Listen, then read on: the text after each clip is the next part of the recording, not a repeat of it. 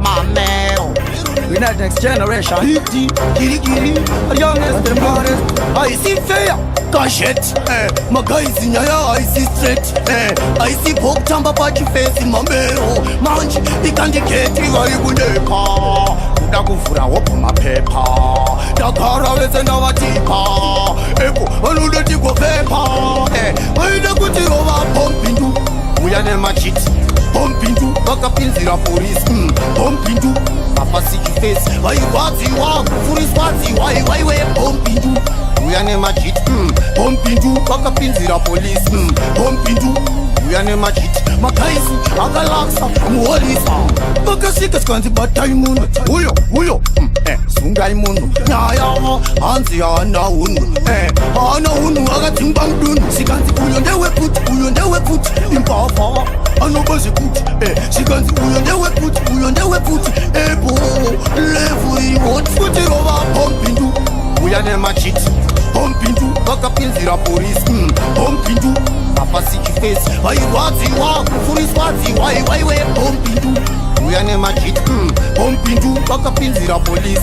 Pompindu, uyane machit. Makaisi, agalaksa, muolisa. Bainzi wakoma nawe vancho. Musha wopo kupomerwa iye vancho. Apa ndiwo wakoma na vacho. Paketo zamanje ndo vanhu vacho. Wanapofura matoketi nyaya woko kushandisana kunge paketi. Daimagara maisa red carpeti. Mukarwadziwa muchapai wakunge chipeneti. Inga kutaratara taitamba tese. Taita smasheti matiri katiri tese. Matumira majiti takupedza zese. Manje nakatsande tinoenda. Waida kutirova pompindu, uyane machiti. Pompindu, bakapinzira police. Pompindu, papa siki face. Waiwadziwa, furis wati, why we pompindu. Uyane machit. Pompindu, bakapinzira police. Pompindu, uyane machit. Makaisi, agalaksa, muolisa. Bakasika skanzi bataimuno. Uyo, sunga imuno. Nyaya, hanzi ya ana unu. Ana unu, agatimbangdunu. Sikanzi uyondewe put, impafa.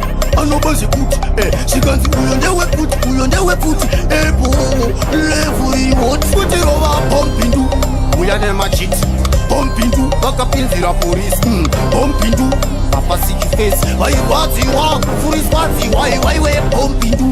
Uyane machit. Pompindu, bakapinzira police. Pompindu, uyane machit. Makaisi, agalaksa, muolisa.